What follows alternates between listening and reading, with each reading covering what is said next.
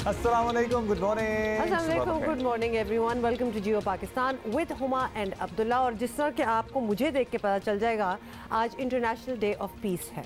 जनाब, आपको देख के पता लग गया है, लेकिन साथ साथ ये भी आपको बता दें कि 21 सितंबर है आज, और मंडे के दिन आज इंटरनेशनल पीस का दिन यानी आलमी अमन का दिन, यौम आलमी अमन मनाया जा रहा है। और जहाँ हम दुनिया के मुख्तलिफ ममालिक में, दुनिया के मुख्तलिफ खित्तों में अमन नापैद होता हुआ देख रहे हैं, वहीं अगर हम अपने दरमियान देख लें तो हमें दोबारा से इस बात पे जोर देने की ज़रूरत है कि हम go back to the basics, जिसको कहा जाता है, क्योंकि ये एक चीज़ है जिसके बारे में हम जब भी कोई दुनिया में प्लानिंग करते हैं किसी चीज़ की भी, how to create a congenial atmosphere, एक पीसफुल एटमॉस्फेयर, वो हमारी बिल्कुल प्रायोरिटीज़ में नहीं होता।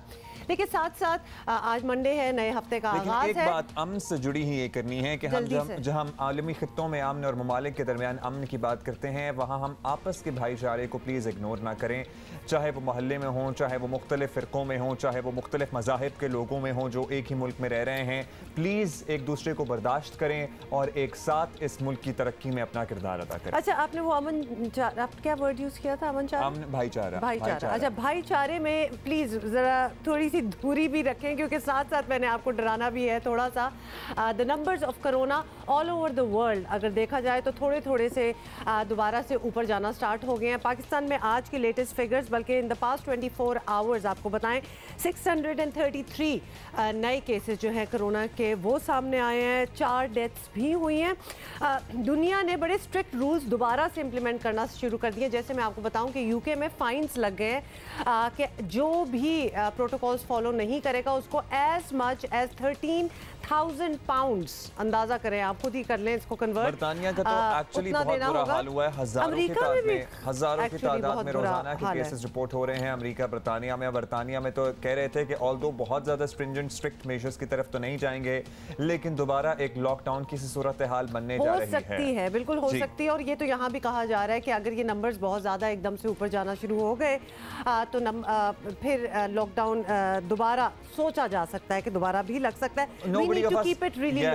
हम में से कोई भी नहीं चाहता कि ये सारी चीजें हों, इसलिए हम खुद एहतियात करें, खुद फिर हम वार्न करना स्टार्ट हो जाते हैं। सारी चीजें तो खुल गई हैं, लेकिन अब हम सिर्फ ये कर सकते हैं कि हम हाथों की सफाई और मास्क पहनने का ख्याल कर लें।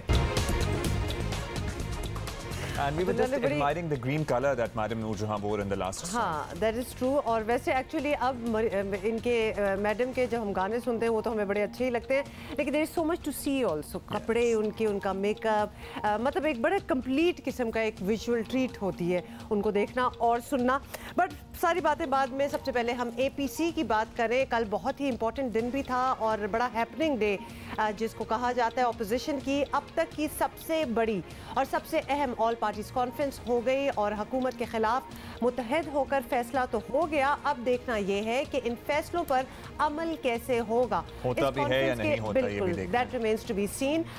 इस कॉन्फ्रेंस की सबसे खास बात मुस्लिम लीग नून के कायद नवाज शरीफ का ऑनलाइन खिताब था। नवाज शरीफ ने कहा कि हकूक पर डाका डालना संगीन जुर्म है, अवाम के हक हुक्मरानी को तस्लीम किया जाए। और नवाज शरीफ का कहना था कि रस्मी और रवायती तरीकों से हटकर फैसला कुन हिकमत अमली अपनाना होगी, वरना मायूसी होगी। सुनिए उन्होंने क्या कहा।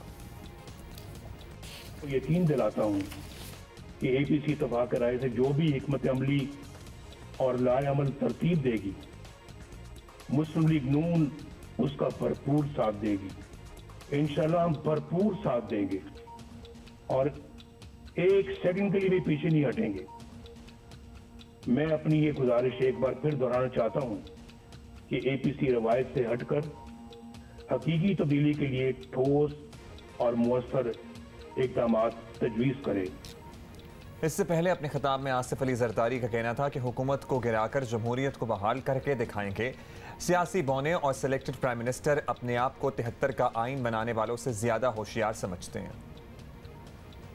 हमने कोशिश की 2 साल कि किसी तरीके से जमहूरियत बचे, मगर मुझे नहीं लगता कि इनका कोई जमहूरी इदारों को बहाल करने का इरादा है। हम सिर्फ हुकूमत गिराने नहीं आए हैं, ना मिले हैं।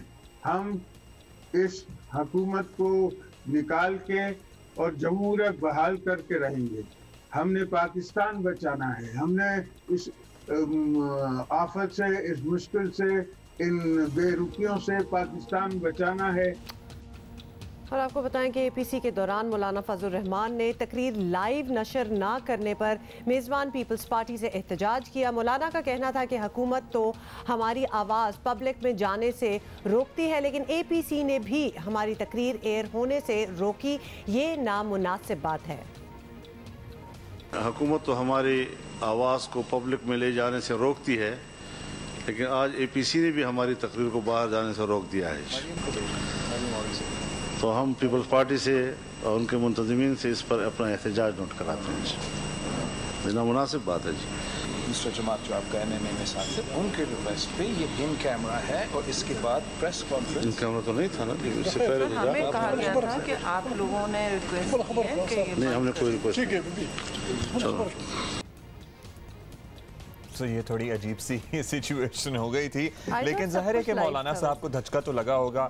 आई डोंट नो कि क्या तौजीह पेश की जा रही थी, लेकिन शहरी रहमान और बिलावल जो है वो कुछ कन्विंस करने की कोशिश करते जरूर नजर आए। तमाम उसके बाद मामला रफा दफा हो गया। अपोजिशन ने वज़ीर आज़म के फौरी इस्तीफे और शफाफ इंतखाबात का मुतालबा करते हुए अक्टूबर से मुल्क भर में हुकूमत के खिलाफ जल्द से जुलूस का सिलसिला शुरू कर दिया जाने का इंदिया दिया है।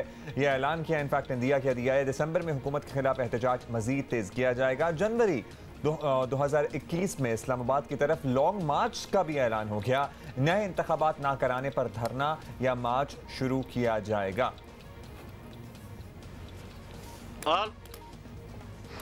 सेलेक्टेड वज़ीर आज़म इमरान अहमद नियाजी के फौरी इस्तीफे का मुतालबा करती है। मुत्तहिदा अपोजिशन मुल्कगीर एहतजाजी तहरीक के आगाज़ का ऐलान करती है। अक्टूबर 2020 के पहले मरहले में सिंध, बलोचिस्तान, खैबर पख्तूनख्वा और पंजाब में मुश्तरका जलसे मुनक़द और रैलियाँ निकाली जाएंगी। दिसंबर 2020 से दूसरे मरहले में बड़े एहतजाजी अवामी मुज़ाहरे होंगे और अवाम के साथ मिलकर भरपूर मुल्कगीर एहतजाज किया जाएगा। जनवरी 2021 में इस्लामाबाद की तरफ फैसला कुन लॉन्ग मार्च होगा। ऑपोजिशन के इज्तिमा को बेकार मश्क करार देते हुए हुकूमती रहनुमाओं ने दावा किया कि हिज़्ब इख्तिलाफ हुकूमत का कुछ नहीं बिगाड़ सकती। ये उनका कहना था और एक दफ़ा फिर उनका पर्सपेक्टिव भी लिया जाएगा। जरा देखते हैं कि कोई हलचल है भी कि नहीं है। फैसल जावेद साहब ने हमें ज्वाइन किया है, पाकिस्तान तहरीक इंसाफ के रहनुमा। शुक्रिया फैसल साहब। फैसल साहब, हुकूमत समझती थी कि ऑल पार्टीज कॉन्फ्रेंस होगी नहीं, अब ये हो गई है और अपोजिशन की सभी जमातों का इत्तेफाक राय भी नज़र आया कि अपोजिशन को इस्तीफ़ा, अपोजिशन की तरफ से मुतालबा आया कि वज़ीर आज़म को चलता किया जाए, वज़ीर आज़म इस्तीफ़ा दें। तो क्या हुकूमत इसको चैलेंज समझ रही है, और अगर समझ रही है तो क्या तैयारी है इस चैलेंज की? ये कोई ऑल पार्टीज कॉन्फ्रेंस क्या है, ये करप्शन वालों का एक टोला है पूरा। जो इमरान खान साहब ने पहले कहा था कि जब भी मनी लॉन्ड्रिंग को करप्शन पे हाथ डालूंगा ये सब इकट्ठे हो जाएंगे। आप देख लें, और ये इकट्ठे ही अच्छे लगते हैं, ये एक जैसे हैं, इनकी तरीका वारदात एक जैसा, इनकी तर्ज हुकूमत एक जैसा, इनके बैरून मुल्क असासे एक जैसे, इनकी करप्शन एक जैसी, इनकी मनी लॉन्ड्रिंग एक जैसी, ये एक जैसे इकट्ठे ही अच्छे लगते हैं। जितनी मर्जी एपीसी कर लें इससे कोई फर्क नहीं पड़ता। चलो ठीक है फैसल, ये भी बता दीजिए कि एक रिवायत ये भी रही है कि जब वफाक में तहरीक इंसाफ हुकूमत के खिलाफ कोई बात की जाती है तो तहरीक इंसाफ सिंध हुकूमत गिरा देने और गवर्नर राज की बातें करती है। तो इस दफ़ा ऐसा प्रोग्राम तो नहीं है, पहले ही हमें इंडिकेशन दे दें। ऐसा कुछ भी नहीं है, लेकिन मैं आपको एक बात बताऊं, इन्होंने अपोजिशन वालों ने, पीपल्स पार्टी ने और PMLN ने ये मुआहिदा करने की कोशिश की वज़ीर आज़म इमरान खान साहब से। इन्होंने कहा कि अगर आप ये मुआहिदा इमरान खान साहब तक पहुंचाया और इसमें लिखा हुआ है कि इस मुआहिदे के मुताबिक चौधरी शुगर मिल्स, अल अजीज़िया, एवनफील्ड अपार्टमेंट, सरे महल, वो जाली अकाउंट्स, वो टीटियाँ, वो सारे केसेस जो हैं वो ख़त्म होने हैं। ये मुआहिदा मानने से, ये मुआहिदा देने से इमरान खान साहब ने इनकार कर दिया। एक इसकी तकलीफ है इनको, इसीलिए ये सारी बौखलाहट का शिकार APC और ये सारे लोग कर रहे हैं ना। पब्लिक तो खैर इनके साथ है नहीं, लेकिन ये है वो मुआहिदा जो ये करना चाहते थे इमरान खान साहब के साथ। इमरान खान साहब ने मानने से इनकार कर दिया। दूसरी तकलीफ इन्हें है एंटी मनी लॉन्ड्रिंग बिल की। जब एंटी मनी लॉन्ड्रिंग बिल आया इनको तकलीफ हुई, ये क्योंकि धंधा है इनका मनी लॉन्ड्रिंग, तो ये चाहते थे कि मनी लॉन्ड्रिंग को टच ना किया जाए, उसको ना देखा जाए। इमरान खान साहब ने वो भी इनकार कर दिया। इमरान खान साहब कहते हैं हुकूमत तो छोटी चीज है, उनकी अगर जान भी जाती है तो वो इनको नहीं छोड़ेंगे। तो ये क्या एपीसी करते हैं? ये कौन सा गवर्नमेंट पे प्रेशर डालने की कोशिश कर रहे हैं, ब्लैकमेल करने की कोशिश कर रहे हैं? गवर्नमेंट ब्लैकमेल नहीं होनी, आप पहले दिन से गवर्नमेंट को ब्लैकमेल करने की कोशिश कर रहे हैं, लेकिन इमरान खान ब्लैकमेल नहीं होते। अच्छा फैसल साहब, ये बताइएगा कि अपोजिशन की किसी बात पर आप खौफज़दा ना भी हों, हकीकत तो यही है ना कि तहरीक इंसाफ की हुकूमत इत्तेहादियों के सहारे कायम है और एक एक मेंबर अहम है। अपोजिशन एपीसी के जवाब में आप इत्तेहादियों की भी एक कॉन्फ्रेंस बुला लें तो शायद ज़्यादा मौसर जवाब होगा। कोई ऐसा प्लान है? नहीं, ऐसा नहीं सोच रहे हैं, सब ओके है, इजी हो जाए, चिल करें, हमारी बड़ी मीटिंग्स होती रहती हैं, मसला नहीं है जी। सेनेट चेयरमैन के खिलाफ भी आए, नाकाम हुए, फैटिफ के खिलाफ भी आए, इधर पब्लिक इंटरेस्ट की लेजिस्लेशन थी, नाकाम हुए, अब भी नाकाम ही होंगे। मतलब क्या है, असेंबली में भी तो नाकाम हुए हैं, जॉइंट सेशन में भी नाकाम हुए हैं, सेनेट में भी नाकाम हुए, तो हमारे इत्तेहादी हमारे साथ हैं और वो हमेशा हमारे साथ ही रहेंगे इंशाल्लाह, और उसमें कोई मसला ही नहीं है। बाकी इनको करने दें एपीसीज, जितनी मर्जी करें, that's not a problem at all. चलें, that's no problem at all. Senator Faisal Javed, बहुत बहुत शुक्रिया हमें ज्वाइन करने का। अब बहुत ही रिलैक्स नज़र आए हैं फैसल हमें, और उन्होंने तो ये वर्ड्स भी यूज़ कर लिए कि चिल करें सारे, everything is under control, everything is good. Malik Ahmad Khan साहब ने हमें ज्वाइन किया है, representing Pakistan Muslim League Noon. Malik साहब क्या कहेंगे आप? अभी हम सेनेटर फैसल जावेद से भी बात कर रहे हैं। मैं सोच रहा था अभी आप पूछेंगे मलिक साहब क्या हम चिल करें कि ना करें? मैं ये पूछ लेती हूँ क्योंकि उनका कहना है कि एपीसी से कोई खास फर्क नहीं पड़ा, और खान साहब का पहले ही ये एक प्रेडिक्शन थी कि जब करप्शन पे बात होगी तो सारी ऑपोजिशन जमातें जो हैं वो इकट्ठी हो जाएंगी। क्या कहेंगे आप इसके बारे में? जी हुमा, आपका बहुत शुक्रिया। देखिए, मेरा इस मामले में, क्योंकि बड़ा डिफिकल्ट होता है जब आप एक ऐसी सिचुएशन में हो जहाँ पे लोग एक स्टेट ऑफ डिनाइल में हो, और स्टेट ऑफ डिनाइल गवर्नमेंट की बिल्कुल एक विजिबल, एक बिल्कुल वाज़ेह तौर पर नजर आती है कि वो किन चीज़ों से एक डिनाइल की स्टेट में। यानी जब हम कहते हैं कि आप abuse of processes of law कर रहे हैं, वो डिनाई करते हैं। जब हम कहते हैं कि जब आप पार्लियामेंट को बेतौकीर कर रहे हैं तो वो डिनाई करते हैं। जब सुप्रीम कोर्ट कहती है कि नैब के लॉज को as a tool of operation use किया जा रहा है तो उस बात को भी वो डिनाई करते हैं। हाई कोर्ट अपने मुतअद्दिद फैसलों में ये सनद अता करती है कि ये जो प्रोसेसेस हैं लॉज के, अगर इनको इस अंदाज में इस्तेमाल किया जाए तो ये ड्रैकोनियन ताबीर किए जाते हैं, इसको डिनाई करते हैं। All parties conference 11 political parties of Pakistan इकट्ठी होकर इस बात पर मुत्तफिक नजर आती हैं कि ये हुकूमत जो है इसका मैंडेट भी दुरुस्त नहीं है, इसकी गवर्नेंस भी अच्छी नहीं है, पब्लिक में जो इनकी पोजीशन है as far as their whatever policies they have made as a government, जो भी इन्होंने हिकमत अमली इख्तियार की है, 2 साल में उसने मईशत का बुरा हाल कर दिया है, महंगाई के साथ लोगों का जीना दोभर है। हम जब कहते हैं कि पॉलिटिकल विक्टिमाइजेशन अपनी बदतरीन शक्ल में मौजूद है, हम जब कहते हैं कि पोलराइजेशन स्टेट ऑफ डिनाइल में है, अब लेट्स सी कि ऑपोजिशन की तहरीक में या ऑपोजिशन के एहतजाज में कितनी जान है कि वो स्टेट ऑफ डिनाइल से बाहर आ पाते हैं या नहीं। लेकिन अब तक जो भी कोशिश रही है ऑपोजिशन की वो कुछ फ़ायदेमंद ज़ाहिर साबित नहीं हुई है। अच्छा, एक बात हम बड़े खुश हैं, बड़े लोगों को सेटिस्फैक्शन हुई है कि मियां नवाज शरीफ की सेहत के बारे में जिन खदशात का PMLN इजहार करती थी, अपेरेंटली ज़ाहिरी तौर पर वो बड़े सेहतमंद, हशाश बशाश, इनफैक्ट पहले से ज़्यादा फ्रेश नज़र आए हैं। और जो इनके नक्काद हैं उनके इस मौक़िफ़ में प्रॉबली जान पड़ गई है कि मियाँ साहब की सेहत से मुताल्लिक शायद PMLN प्रोपेगेंडा ज़्यादा करती है, वो उतने बीमार हैं नहीं, उन्हें वापस आकर केसेस का सामना करना चाहिए। अच्छा देखिए, चलें इसके 2 पहलू हैं, एक तो इंसानी है और उसमें उनकी बीमारी के मुताल्लिक जो हमें इल्म है वो आपको भी इल्म है, और इसमें जो उनकी रिपोर्ट्स थी उसका इल्म हुकूमत को भी है, और वो रिपोर्ट्स हुकूमत की अपनी जो एक एब्सोल्यूट डोमिनियन में वो हुई, वो किसी ने प्राइवेटली कहीं से अरेंज नहीं की, वो उनके अपने बोर्ड से जिन्होंने एग्जामिन किया, वो लेबॉर्ट्रीज उनकी अपनी थी जहाँ से वो रिपोर्ट्स बनी। चले इस बहस को एक तरफ छोड़ते हुए इसकी ह्यूमन फैक्टर को आप एक तरफ थोड़ी देर के लिए एक तरफ रख दें। पॉलिटिकली मैं आपसे बात कर लेता हूँ, क्योंकि ज्यादा इस वक्त जिस चीज की बाज़गश्त और जो बार बार एक रेटरिक के तौर पे आ रही है बात, तो भाई उन्होंने क्यों जाने दिया? ये इतने कमजोर, इतने नाअहल थे, ये इतने बिल्कुल इनको इतनी समझ सूझबूझ भी नहीं थी कि ये हुकूमत में है तो जेल में एक शख्स कैद बैठे है और उनको वो कन्विक्टेड भी है। मलिक साहब, बिल्कुल आपसे हम जब भी आपसे पहले भी बात हुई है तो ये सवाल बहुत से लोगों ने वैसे तो उठाया कि जाने क्यों दिया, तो चले हम उसी पे रहते हैं। लेकिन आए मियां साहब की तकरीर पे बात कर लेते हैं। ये कल एपीसी की सबसे बड़ी खबर यही थी कि मियां नवाज शरीफ की तकरीर बड़ी रोबस्ट किस्म की, बड़ी पावरफुल उनकी तकरीर थी, तो वो अपने इंतहाई जारहाना बयानिए पर कायम है। इससे भी बड़ा कल की तकरीर से जाहिर हो गया। तो मुस्लिम लीग नून अब इस बयानिए को कैसे आगे लेकर चलेगी? क्या मुफाहमती सियासत का बाब अब बंद कर दिया जाए? अब यही उनका इरादा है आप लोगों का? बिल्कुल। देखिए मैंने मियां साहब की स्पीच का सारा टेक्स्ट जो है मैंने उसको ट्रांसक्रिप्टेड फॉर्म में भी देखा है, और मेरे ख्याल में उसकी एक उस टेक्स्ट, उस पूरी स्पीच का आप देखें कि वो स्वाय कॉन्स्टिट्यूशनलिज्म के क्या है, यानी वो सैंक्टिटी ऑफ वोट की बात कर रहे हैं, दुरुस्त है। वो अदारों को अपनी आईनी हदूद में रह के काम करने की बात कर रहे हैं, दुरुस्त है। वो पार्लियामेंट की बालादस्ती की बात कर रहे हैं, दुरुस्त है।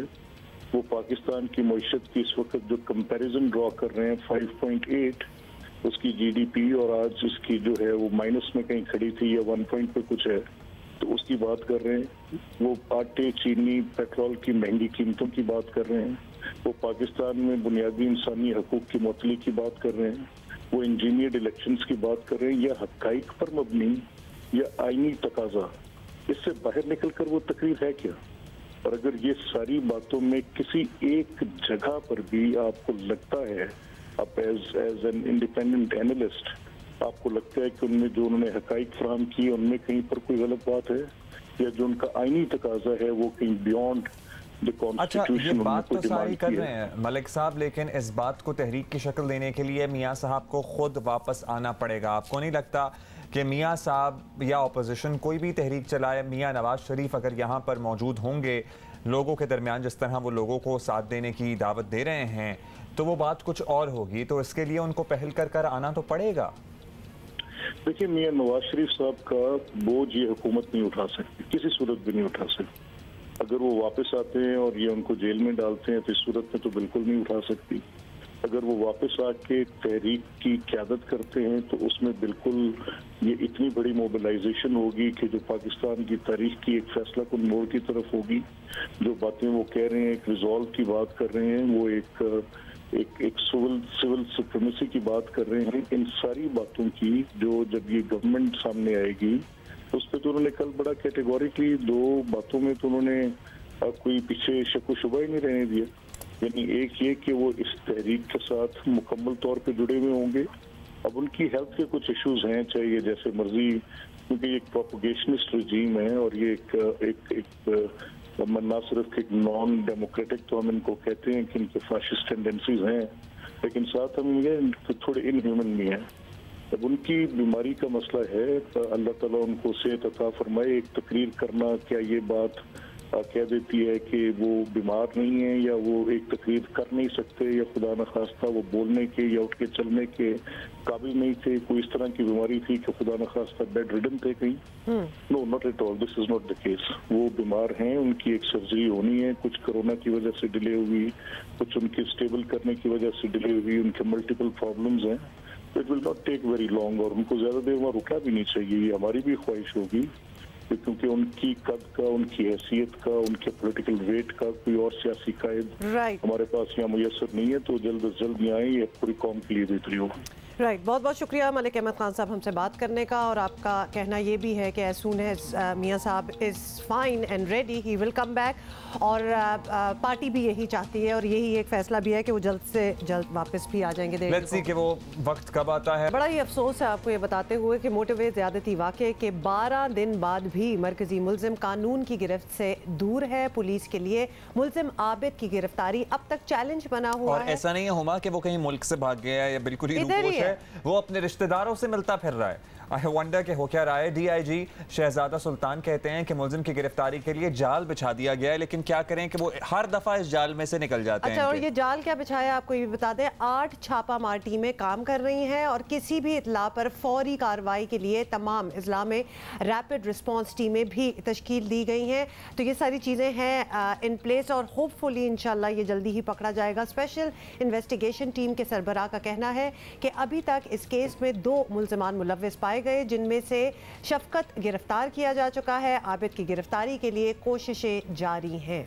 इससे पहले आबिद अली शेखुपुरा और कसूर के बाद ननकाना पुलिस को भी चकमा देकर फरार हो गया था। कमाल है भाई, पुलिस 10 फुट पर मौजूद मुलजिम को पकड़ ना सकी। आबिद अली जुमेरात को दोपहर 4 बजे पुराना ननकाना में अपनी साली से मिलने आया था। उसकी रिश्तेदारों से मीटअप्स चल रही हैं और यहाँ पुलिस उसे पकड़ नहीं पा रही है। अहले मोहल्ला ने 15 पर कॉल करके पुलिस को इत्तला दी, लेकिन जब तक पुलिस पहुंचती मुलजिम भाग चुका। लेकिन हमने वो मूवीज में नहीं देखा कि आप ऑलरेडी उन जगहों पे पहुंच चुके होते हैं जहाँ लाइकलीहुड होती है कि मुजरिम वहां तक जाएगा। अगर उसकी साली है या चचा है या ताया है तो उसके इर्द गिर्द तो उनके घरों के इर्द गिर्द तो वैसे ही सर्विलेंस होनी चाहिए। Anyway, we can sit here and criticize and say a lot. I guess बहुत कुछ किया भी जा रहा होगा, लेकिन शायद ये बहुत ही ज़्यादा। अहमद फराज हमारे कॉरेस्पॉन्डेंट है, पहले दिन से स्टोरी को देख रहे हैं, हम तक खबरें पहुंचा रहे हैं। अहमद फराज बताइएगा, इस मुलजिम की अहलिया से क्या मजीद कोई इंफॉर्मेशन सामने आ सकी, एक्सट्रैक्ट की जा सकी, और ये क्या हो रहा है बार बार कि पुलिस बाद में पहुंचती है और मुलजिम पहले भाग जाता है? अब्दुल्ला, मेरे ख्याल में मेरी ज़ाती राय जो है वो इसमें ये है कि मुलजिम जो है आबिद वो इस वक्त इसलिए नहीं पकड़ा जा रहा क्योंकि वो मास्क पहन रहा है, और सिर्फ मास्क की वजह से उसको थोड़ा सा एज मिल रहा है। क्योंकि अगर वो आम जो शहरी की तरह कहीं घूम फिर भी रहा है, किसी होटल के बाहर खाना खा रहा है, क्योंकि ज़ाहिर जब जिस दिन से वो मफरूर है उसके पास मेरा ख्याल आहिस्ता आहिस्ता पैसे भी ख़त्म हो रहे हैं, तो वो इंशाल्लाह उसने कानून की गिरफ्त में आना ज़रूर है। लेकिन कानून की जो नज़रें हैं वो शायद उसको इसलिए जो है वो नहीं पकड़ पा रही या उस तक नहीं पहुंच रही कि शायद वो मास्क जो है ना वो पहन के फिर रहा है और उसकी वजह से ही उसको एज मिला। जहाँ तक आपने ये कहा कि मुलजिम अगर अपनी साली के घर मौजूद था तो वो क्यों नहीं पकड़ा गया, तो ये भी एक मज़ेदार सीन है। हुआ ये कि वो जब अपनी साली के घर बैठा, साली के घर जब उसको इतला थी कि उसने वहाँ पे आना है या वहाँ पे मौजूद है, तो वहाँ पर पुलिस वाले पहले से मौजूद थे, अंदर बैठे हुए थे सफ़ेद कपड़ों में मलबूस। तो हुआ क्या कि उसके घर का दरवाज़ा थोड़ा सा खुला था। जब उसने उस दरवाज़े के जो दरवाज़ा खुला था वहाँ से जब उसने देखा कि अंदर पुलिस एहलकार बैठे हुए हैं, तो फिर वहाँ से वो फ़रार हो गया। असल में ये सीन हुआ है। फिर उसके बाद वहाँ पर शोर मड़ा के शोर पड़ गया कि जी यहाँ पर आबिद आया था, और वो उसके बाद वो चकमा देकर निकल गया। तो वो वाकई वो जब यानी कि 3-4 मुकामात पर उसकी गिरफ़्तारी के लिए जो रेड्स किए गए हैं, वाकई उसने चकमा दिया है और वो पुलिस को जल्द देकर फ़रार होने में कामयाब हुआ है। लेकिन अफसोस की बात यह है कि जिस तरह वो रिश्तेदारों का घर पुलिस जो है वो छापे मार रही है, पुलिस को पहले से ही वहाँ पे ड्यूटीज़ लगा देनी चाहिए थी। उनको पहले दिन से ही वहाँ पर सफ़ेद कपड़ों में मलबूस, जिसे पंजाबी में चिट कपड़िए कहा जाता है, उनको वहाँ पे भिजवा देना चाहिए था ताकि वो किसी न किसी टाइम पर वो गिरफ्तार हो जाता। अहमद फराज प्लीज़ ये भी बताइएगा जी, 8 टीमों का हमने जिक्र किया है कि 8 टीमें हैं वो तश्कील दी गई हैं इसको ढूंढने के लिए। कौन सी लोकेशंस है, कौन से एरिया ज़्यादा हैं जहां ढूंढा जा रहा है? वरना क्योंकि इस तरह सोचा जाए तो अब तक तो वो कहीं भी हो सकता है। जी, लाहौर में तो वो बिल्कुल नहीं है, लाहौर से तो वो निकल चुका है। उसके बाद फिर उसके जो रिलेटिव्स जो कसूर में थे, जो ननकाना में थे, जो बहावलपुर में थे, उन सबको पुलिस ने जो है वो गिरफ़्तार कर लिया हुआ है। और ये जो 8 टीमें बनी हैं, ये 8 टीमें वो हैं कि अगर कोई इतला देगा तो कौन सी टीम फौरी तौर पर वहाँ रश करेगी। जबकि इजला की जो टीमें हैं आरपीओज़ ने और डीपीओज़ ने जो टीमें बनाई हैं आईजी पंजाब के ऊपर, वो है रैपिड रिस्पांस टीमें, कि अगर इजला में किसी की निशानदेही पर ये पता चलेगा कि आबिद यहाँ पे मौजूद है तो वो वहाँ से फौरी तौर पर रिस्पांस करेंगी। जबकि जो 8 टीमें बनाई गई हैं वो लाहौर से चलेंगी उस तक पहुँचने के लिए, उसको फौरी तौर पर पकड़ने के लिए तमाम एविडेंस। अच्छा, इसके लिए क्या किया जा रहा है? इसके लिए क्या किया जा रहा है? अहमद फराज के लाहौर से तो चला गया है, ये कहीं पंजाब से बाहर ना चला जाए। क्या बाकी सूबों को अलर्ट किया गया है, नहीं किया गया है? और जो इसके रिश्तेदार, पर्टिकुलरली इसकी बीवी जो पुलिस की हिरासत में है, उससे कुछ मालूम हो सका है मजीद? देखिए सर, ये एक इंसानी फिनोमेना है अब्दुल्ला साहब के, जो टाइम गुजरता है लोग भी फिर भूलने शुरू हो जाते हैं। 4 दिन पहले उसकी कुछ बहरूप बदलने की तस्वीरें भी सोशल मीडिया पर वायरल की गई थी पुलिस की जानिब से। फिर हमने भी तमाम इलेक्ट्रॉनिक मीडिया पे, प्रिंट मीडिया पे वो तस्वीरें भी आई थी। आहिस्ता आहिस्ता अगर हम यहाँ ये बिल्कुल चल रही हैं, लेकिन आहिस्ता आहिस्ता भी लोग जो है वो भूल जाते हैं, लोग अपने कामों में लग जाते हैं, ज़िंदगी के कारोबार में लग जाते हैं। तो मेरा नहीं ख्याल कि कोई इस तरह से उसके ऊपर नज़र रखेगा। 22 करोड़ आवाम है, वो जहाँ भी है, लेकिन मुझे जो ये लग रहा है ना वो यही है कि वो इस वक्त जो है वो मास्क पहन कर फिर रहा है और उसी का एज ले रहा है कि वो गिरफ्तार नहीं हो पा रहा। ज़ाहिर है 22 करोड़ आवाम है, इतना बड़ा अहमद फराज, बहुत बहुत शुक्रिया हमसे बात करने का, और आपने हमें अपडेट दी है। और साथ साथ मैं ये ज़रूर कहूँगी कि जो भी इसके रिश्तेदार हैं इस आबिद नामी रेपिस्ट के, उनको भी शर्म आनी चाहिए। तुम लोग सारे मुलव्वस हो, अगर इसको कर दे रहे हो छुपने के लिए, यू आर ऑल इन्वॉल्व। मतलब जहाँ बदनामी पूरी दुनिया में हो रही है, पूरे पाकिस्तान में हो रही है, मैं उसकी साली के हवाले से कह रही हूँ, कैसे दरवाजे खोले हुए हैं। या तो सिर्फ वो मिलने दे, कहे कि जरूर आओ मिलो हमसे, ताकि आप मिल के पुलिस के साथ मिल के उसको पकड़वाएं, अदरवाइज तो आप उसको एक्सेस पता नहीं क्या हो रहा था। अहमद फराज ये बता रहे थे कि पुलिस पहले से उसकी साली के घर में मौजूद थी। अजीबोगरीब बात, क्या कहानी है क्या नहीं है, लेकिन आई होप कि इन्होंने इंटर प्रोविंस भी राब्ता किया होगा ताकि जो प्रोविंशियल बॉर्डर्स हैं उन पर भी ज़रा सर्वेलेंस बढ़ाई जाए, वहाँ पर भी ज़रा नज़र रखी जाए कि अभी तो पंजाब में ही घूम रहा है, कल को खैबर पख्तूनख्वा या बलोचिस्तान या कराची या फिर सिंध में आ जाता है तो फिर तो और ज़्यादा मुश्किल टास्क हो जाएगा। ये शक्ल जो हम आपको बार बार दिखा रहे थे आप इसको याद रखें, उसमें इसको याद रखें। बल्कि अब तो इतनी खौफनाक ये शक्ल है कि वो नाइटमेयर टाइप सीन में भी आना स्टार्ट हो जाती है। इसको याद रखें और ये सिटीजन जर्नलिज्म होनी चाहिए कि इसको पकड़वाएं जहाँ भी ये नजर आए। अब कुछ काम की बातें कर ले, जैसे काम की बातें करेंगे। अच्छा, बाज़ प्राइवेट स्कूल्स ने एक्चुअली सर्वे कराया है और नहीं खोला उन्होंने, कि वालिदैन से पूछा उस सर्वे में कि आप कंफर्टेबल हैं अपने बच्चों को स्कूल भेजने में, तो उसमें जो 70% वालिदैन हैं उन्होंने डिस्कम्फर्ट का इजहार किया कि अभी हम कंफर्टेबल नहीं हैं। बाज़ स्कूल्स, बाज़ सर्वे स्कूल क्यों करा रहे हैं, ये तो एक प्राइवेट स्कूल्स की मैं बात कर रहा हूं, उन्होंने अपनी सवाबदीद के तहत कराया और उन्होंने फैसला किया कि नहीं हम अक्टूबर से पहले नहीं खोलेंगे। लेकिन aren't they liable to follow what their ministries say? If they want to as in keep their school closed, तो उनको बंद रखने में तो कोई नहीं कुछ कह रहा ना। Really? हाँ, मुझे नहीं पता था कि ये फैसले स्कूल्स के इंडिविजुअल फैसले हैं। सभी चाह रहे थे खोलना, लेकिन बाज़ जो हैं बाज़ स्कूल्स उन्होंने करा। चलें, आपको खैर हम खबर से तो आगाह करें और बताएं कि स्कूल खुलने का मामला एक बार फिर कंफ्यूजन की नज़र हो गया है और सिंध हुकूमत का फैसला कुछ और है और वफाक की सिफारिशात कुछ और। देखिए अब बाकी सूबे क्या फैसला करते हैं, that actually remains to be seen. वज़ीर तालीम सिंध सईद गनी ने सूबे में 6 से यानी 6 से 8वीं तक की क्लासेस शुरू करने का फैसला 28 सितंबर तक मौखर कर दिया है। सूरत हाल का जायजा लेने के बाद कोई फैसला किया जाएगा। सेकेंड फेज जो 21 तारीख से खुलना था, जो क्लासेस हम शुरू कर रहे थे 8वीं, 7वीं और 6ठी, वो 21 तारीख से सूबा सिंध में नहीं खुलेंगी। हम 28 तारीख की अभी उसमें टाइम है, जब हमने वो प्राइमरी और प्री प्राइमरी क्लासेस की बात की, अभी उसको हम उस तरह रखते हैं और इसको भी हम 28 पे ले जा रहे हैं। और अगर ये नंबर ऑफ़ केसेस जो मैं आपको बता रहा हूँ, अल्लाह न करे इसमें इजाफा होता है, तो मज़ीद हम अपने फ़ैसलों को रिव्यू कर सकते हैं। ये तो आपने सुन लिया। आपको बताएं कि वफाकी वज़ीर तालीम शफ़क़त महमूद सिंध हुकूमत के फ़ैसले पर खुश नहीं और उनका कहना है कि सईद गनी ऐलान करने से पहले मशवरा कर लेते तो अच्छा होता। वफाक और सूबों में तय हुआ था कि 22 सितंबर को जायज़ा लेकर कोई फ़ैसला किया जाएगा। शफ़क़त महमूद ने कहा कि 23 सितंबर से यानी 23 सितंबर से 6ठी, 7वीं और 8वीं की क्लासेस शुरू कर दी जाएंगी। सिंध ने तो अपने तौर पर फैसला कर लिया, लेकिन दीगर सूबों में भी मुसलसल कोरोना के केसेस सामने आ रहे हैं। अच्छा, बाकी सूबों की बात कर रहे हैं तो खैबर पख्तूनख्वा से हमें ज्वाइन किया है शौकत यूसुफजई साहब ने, उनसे हम पूछ लेते हैं। शौकत साहब शुक्रिया, आपने वक्त दिया। शौकत साहब, सबसे ज़्यादा स्कूल गालिबन KP में ही बंद किए गए हैं कोरोना SOPs की खिलाफ वर्जी पर। अब बताइएगा कि आप लोगों का क्या फैसला है? परसों से 6 से लेकर 8th ग्रेड तक स्कूल्स खोल रहे हैं या अभी सोचना है और अभी फैसला होना है? बिस्मिल्लाहिर्रहमानिर्रहीम। देखिए जी, ये जो फैसला हुआ था स्कूलों को खोलने का, ये मुश्तरका फैसला था। MCOC में ये फैसला हुआ था और उसके बाद फिर जो फेडरल लेवल के जो मिनिस्टर साहब हैं, उन्होंने चारों सूबों को एतमाद में लेने के बाद पूरा एक शेड्यूल दिया था और उसका मकसद ये था कि मरहलवार खुले ताकि हम देख सकें कि अगर कोई SOP तोड़ रहा है या कोई इस पर अमल नहीं कर रहा है तो फिर उनको हम बंद करते जाएं। तो अब आहिस्ता आहिस्ता लोगों में एहसास उभर रहा है। लोगों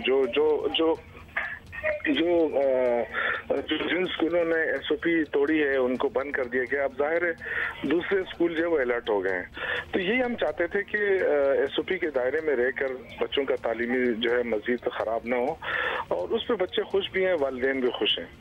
अब ये कि कोई एक सुबह जो है वो उठकर अपने ज़ाती फैसला करे या सिर्फ इस बुनियाद पे करे कि चूंकि ये पॉलिटिकल राइवल के तौर पर, तो ये अच्छा नहीं है। मैं समझता हूँ कि ये वक्त आया हो रहा है बच्चों का, और बेहतरीन फैसला हुआ है स्कूल खोलने का। जो कोरोना वायरस है ये तो पहले भी ख़त्म नहीं था, अभी भी ख़त्म नहीं है, लेकिन इसके साथ रहना है। जिस तरह बाजार खुल गए, जिस तरह और जो शादी हॉल खुल गए, और एक SOP के साथ सारे चल रहे हैं और लोग उसके साथ आदी होते जा रहे हैं। अगर हम सारी जिंदगी बच्चों को यहाँ कहें कि जी आप घर में बैठे रहें, बाहर ना जाएं, तो जाहिर है वो डेफिनेटली वो उनका फिर वो उस तरह इसके साथ रहना सहना नहीं हो सकेगा, और ये मुस्तकिल एक थ्रेट हमारे लिए रहेगी। तो हमें तो इसके खिलाफ लड़ना है, और यही एक बेहतरीन मौका है कि हम यानी अब 23 से आप लोग 6 to 8 खोल रहे हैं ना, दैट्स द फाइनल थिंग। जी बिल्कुल बिल्कुल, हमारे जो है ना जो शेड्यूल दिया गया है जो मरहलावार खोलने का, उसी के मुताबिक इंशाल्लाह हम चल रहे हैं। पहले हमने हायर एजुकेशन किया, अब आहिस्ता आहिस्ता जो सीनियर क्लासेस, फिर उसके बाद अब जूनियर क्लासेस की तरफ हम जा रहे हैं। और इंशाल्लाह ताला जो भी मेन चीज़ ये है कि आप SOP फॉलो कराएं। अगर कोई जी SOPs के हवाले से क्या आपने टीम कोई इन प्लेस की है जो जाके स्कूल्स में चेक लगाएगा या चेक रखेगा, कोई सर्वेलेंस होगी कि SOPs एक्चुअली फॉलो हो रहे हैं कि नहीं हो रहे? देखिए हमारे आपको पता है कि खैबर पख्तूनख्वा के हर जिले के अंदर हमारा IMU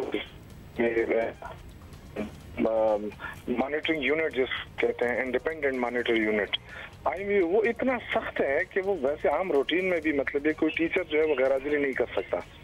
ये जबरदस्त सिस्टम जो है ना बनाया गया। इसी तरह वही जो डिस्ट्रिक्ट है, फिर उसके बाद तहसील है, वो उसको मॉनिटर कर रहे हैं। बिल्कुल कोई उसमें अब सिंध या दूसरे अगर उनका कोई मॉनिटरिंग निज़ाम नहीं है और वो इससे खौफजदा हो रहे हैं, तो ये तो उनका मसला है। लेकिन अगर आप मॉनिटरिंग यूनिट आपके पास है, आपको ये पता है कि जी 100 स्कूलों में 2 जो है फॉलो नहीं कर रहे हैं, तो उन 2 स्कूलों को बंद करें, बजाय इसके कि आप 700 स्कूलों को बंद कर दें। बिल्कुल। और शौकत यूसुफ रईस साहब फाइनली ये भी बता दें कि क्या आप पेनल्टी क्या होती है अगर खिलाफ वर्जी हो रही है किसी SOP की, तो कितनी देर के लिए स्कूल बंद हो? देखिए जो स्कूल हमने शुरू में किए थे वो हफ्ते के लिए बंद किए थे, 1 हफ्ते बंद हो गए थे। ठीक है, अब उसके बाद अगर वो यकीन दहानी कराते हैं, हमारा मसला ये नहीं है कि हम किसी को सजा दें, हमारा मसला सिर्फ ये है कि जो खतरा है उससे कैसे निपटना है। बिल्कुल।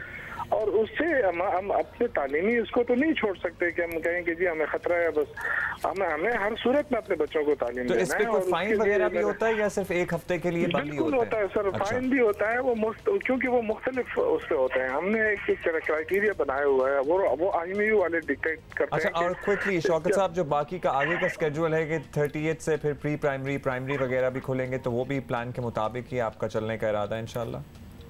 इंशाल्लाह सर, कोई किसी किस्म की उसमें वो नहीं होगा। हम पूरा फॉलो करेंगे और पूरे पाकिस्तान को साथ लेकर चलना चाहते हैं। हम ये नहीं हो सकता कि हम अपना अलग फैसला करें, इस्लामाबाद वाले अलग करें, कराची वाले अलग करें। ये एक ही पाकिस्तान है, हमने सब बच्चों को तालीम देना है। बहुत शुक्रिया शौकत यूसुफ रईस साहब, and good luck definitely, because जो भी खोल रहा है, जो भी फैसले हो रहे हैं, ये बड़ी एक रिस्पॉन्सिबिलिटी की बात भी है कि दोबारा से सारे स्कूल स्टार्ट हो जाए।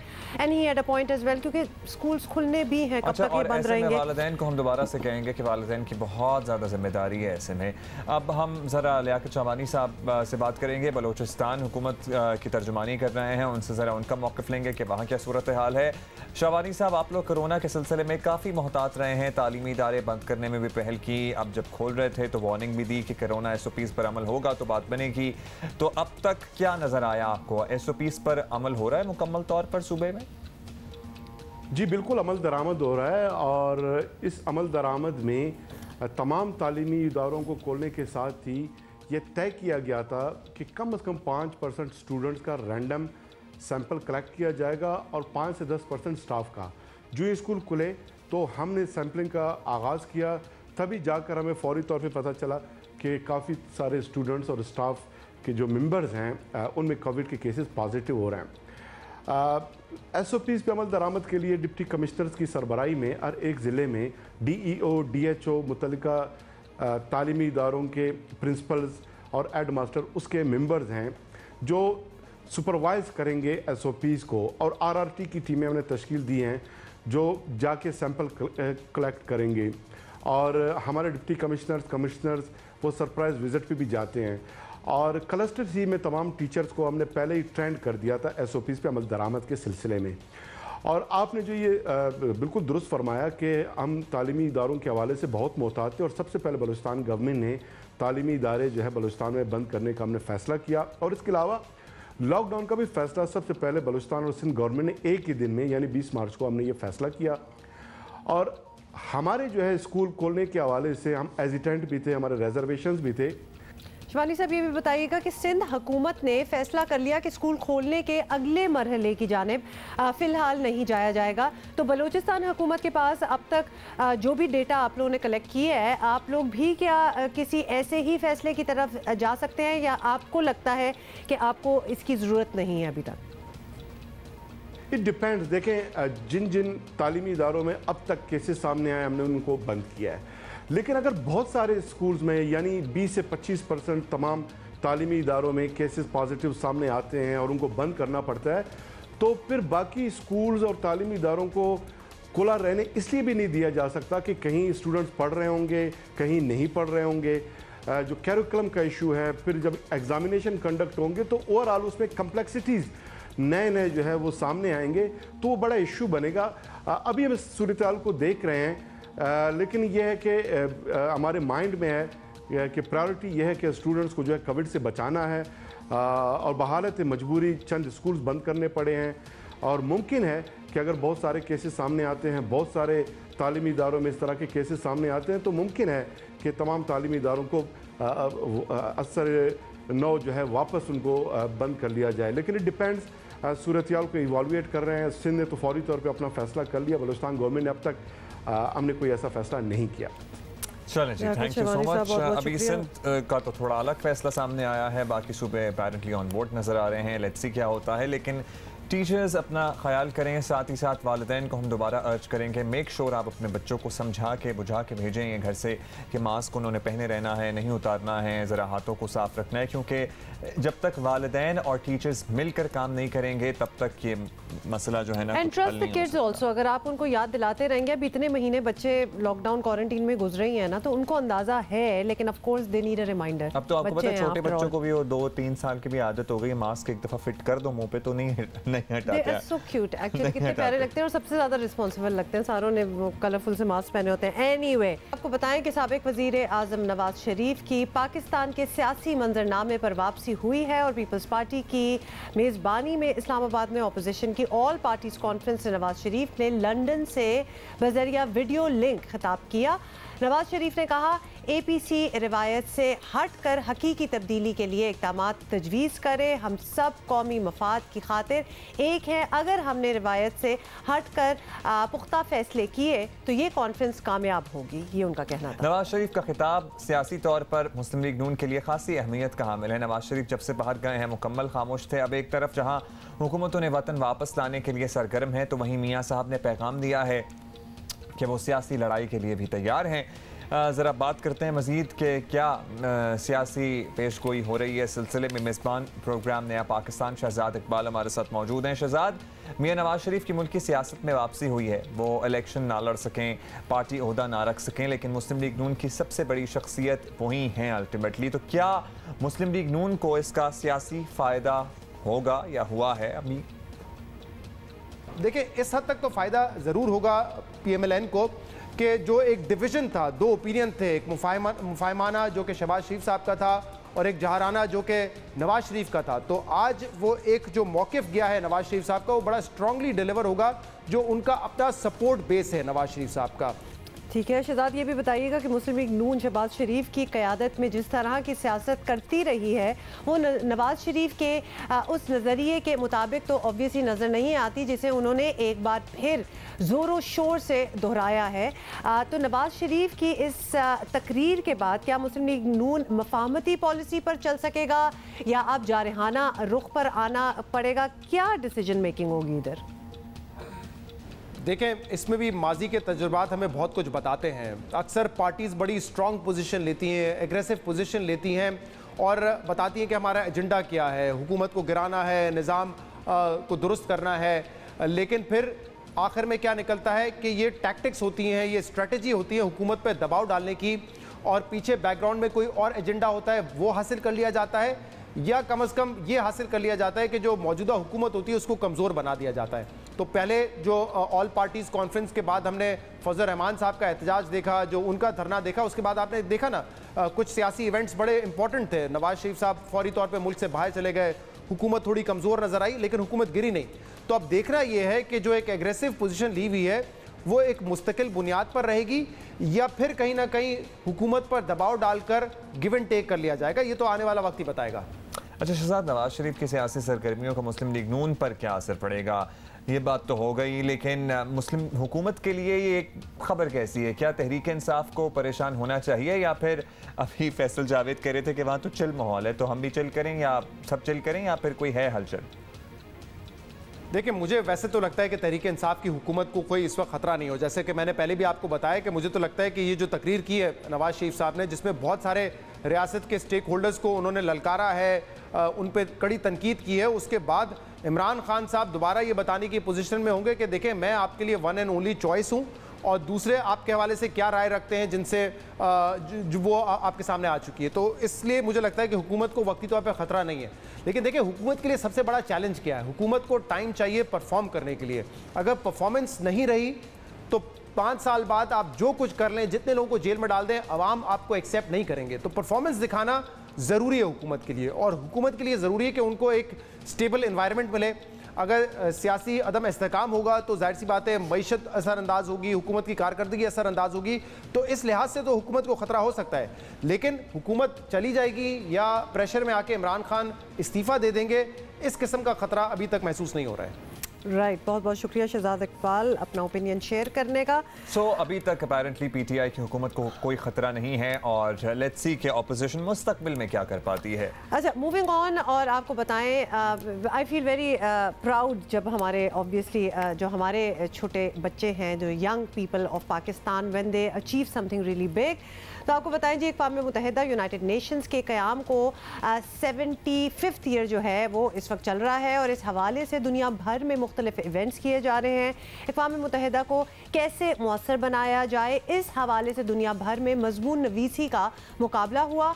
पाकिस्तानी स्टूडेंट है उसफा ज़ैनब, उनने इस आलमी मुकाबले में पहली पोजीशन हासिल की। अब्दुल्ला, वंडरफुल, और ये this is like from all of the world, जो स्टूडेंट्स हैं they were writing on it, but हमारी अपनी बच्ची जो है इसमें जीती और बैनुल अक़वामी पैनल में मुंतखब भी हो गई हैं। उसफा ज़ैनब ने बैनुल अक़वामी forum global governance and sustainability के ज़ेर एहतमाम मज़मून नवीसी का मुकाबला जीता है, जो पाकिस्तान के लिए बहुत बड़ा एजाज़ है। और ये मुकाबला जीतने वाली कम उम्र तरीन शख्सियतें इस मुकाबले में दुनिया भर से 15 से 25 साल के अफराद ने शिरकत की थी, और उसफा ज़ैनब ने हमें ज्वाइन किया, हमने ज्वाइन किया। एक तो नाम इतना खूबसूरत है। ज़ैनब कैसी हैं आप? बहुत बहुत मुबारक हो आपको, और आपने आलमी मज़मून नवीसी का मुकाबला जीता, और अब अक़वाम मुत्तहिदा के यूथ समिट में भी आप शरीक होंगी। तो कितनी बड़ी कामयाबी समझी है अपने लिए, ये कितना काम किया था? Thank you so much, Ms. Huma and Mr. Abdullah, for having me with you once again. हर बार जब मैं आपके साथ होती हूँ, it's a great honor. और secondly, कामयाबी तो ये बहुत बड़ी है, of course. जब 21st को ये under UN International Peace Day पे हो रहा होगा, ये एक बहुत बड़ी कामयाबी है, of course. और इसी तरह 25th को जब UN में हमारे प्राइम मिनिस्टर बात कर रहे होंगे, एंड उसी वक्त पाकिस्तान का एक और यूथ समिट है जहाँ से मैं अंडर UN एक और कॉन्फ्रेंस है जहाँ पे एज ए स्पीकर बात कर रही होंगी on affairs relating to youth of course. इसके अलावा टू एंड फ्रो मैंने इंटरनेशनल कॉम्पिटिशन्स, ऐसे कॉम्पिटिशन्स भी जीते हैं, डॉक्यूमेंट्री कॉम्पिटिशन्स भी जीते हैं that again relate to youth और health matters and everything that's related to the SDGs। तो आई बिलीव ये तमाम कामयाबियाँ ही बढ़ी हैं, लेकिन ये वाली जिसमें मैं डायरेक्ट डिप्लोमेट्स और UN ऑफिशियल्स से बात कर रही होंगी और उनको पाकिस्तान के मसाइल बता रही होंगी और उनको बता रही होंगी कि मुझे कैसी दुनिया चाहिए और आप उस दुनिया को बनाने के लिए क्या कर सकते हैं। I believe it's a great accomplishment and honour. Zainab, ये फरमाइएगा कि यूथ समिट में आप मुल्क की नुमाइंदगी करने वाली हैं, तो क्या मसाइल हैं पाकिस्तानी नौजवानों के, क्या ये बताएंगे दुनिया को, या फिर कुछ दीगर पहलुओं पर रोशनी डालेंगी? अच्छा, पाकिस्तान में मैंने जो मसाइल देखे हैं वो तो काफ़ी ज़्यादा हैं, लेकिन एक जो स्पेसिफ़िक मसला मैं उनके आगे उठाऊंगी दैट इज़ ऑफ एम्प्लॉयमेंट। मैं इस तरह अपना स्टांस रखूंगी कि growing up in a developing nation, जो मुझे सुनने को मिला, अगेन ये इंटरनेशनल पीस डे के तनाजुर में सारी बात हो रही होगी, तो मैं उनको ये बताना चाहूँगी कि पाकिस्तान में और किसी भी डेवलपिंग कंट्री में जो पीस का परसेप्शन है लोगों के दिमाग में, दैट इज़ रोटी, कपड़ा और मकान। आई मीन ये तीन चीज़ें किसी के पास होंगी तो वो अपने आप को पीसफुल कंसिडर करेगा, इन पीस कंसिडर करेगा, और उसको जो अगर बेसिक उसकी पूरी हो जाएगी इन अ डेवलपिंग कंट्री जहाँ पे सबको सिर्फ इसी का बेसिक मसला होता है, तो वो नहीं फिक्र करेंगे कि दुनिया की दूसरी तरफ अगर दो कंट्रीज़ कॉन्फ्लिक्ट में हैं और उनकी पॉपुलेशंस कितना सफ़र कर रही हैं, उस पीस का इन लोगों से कोई ताल्लुक नहीं है, and that goes for majority of the population of developing countries. तो मैं ये स्टांस रखूँगी कि इस पीस को अगर बाय मिनिमम हम हासिल करना चाहते हैं, दैट इज़ नॉट पॉसिबल अगर उन लोगों के पास रिसोर्सेज नहीं होंगे, and resources come from employment. That is a very unique पहलू of the whole thought process कि हमारे लिए तो अमन तभी होगा, या हमारी ज़िंदगी तो पुरसुकून और पुरअमन तभी होगी। एक डेवलपिंग नेशन की बात करनी थी। थैंक यू उसफा ज़ैनब हमारे साथ थी। जब हमारे पास बेसिक नेसेसिटीज़ होंगी, अगर हमारा आम आदमी इसी जद्दोजहद और मुशक्क़त और जंग में लड़ा रहेगा कि सुबह का खाना तो है लेकिन रात का खाना कैसे आएगा, उसके लिए कोशिश करनी है, तो वो कभी भी एट पीस नहीं हो सकता। विच इज़ स्ट्रेंज कि मतलब it's something as basic as roti, कपड़ा और मकान, तो उसके लिए भी लड़ना मरना पड़े, but that is how the world goes. Zainab ने बड़ी अच्छी बात की, और लगता है कि कुछ पॉलिटिकल हमारी पाकिस्तान की हिस्ट्री भी आपने रिसर्च की है, क्योंकि पीपल्स पार्टी का भी ये अर्लियर मैनिफेस्टो देखें तो बिल्कुल इन्हीं अल्फाज के साथ है। Best of luck to you Usfa Zainab. और ये कि ऑस्कर अवार्ड याफ्ता पाकिस्तानी हिदायतकार हैं शर्मीन उबैद चुनाए बाबल स्टूडियोज़ की पहली पाकिस्तानी निजात सुपर हीरो कमाला खान पर मबनी टीवी सीरीज़ की हिदायत ये देंगी। We are excited for that indeed. How cool is that. आपको बताएं कि शर्मीन चुनाए के साथ मज़ीद 3 नामवर हिदायतकार भी टीम का हिस्सा होंगे, और इनमें आदिल अरबी, बड़ा आपने अरबी की तरह कहा है, बिलाल फलाह और भारतीय निजात अमरीकी खातून मीरा नैयर की शायद बात हो रही हो, और ये भी शामिल हैं मीरा मेनन का नाम है। ये टीवी सीरीज डिज्नी प्लस पर पेश की जाएगी, सो लेट्स सी कि क्या होता है, बट शर्मीन अपना सफ़र जारी रखे हुए हैं। ज़बरदस्त, and of course bringing accolades to Pakistan as well.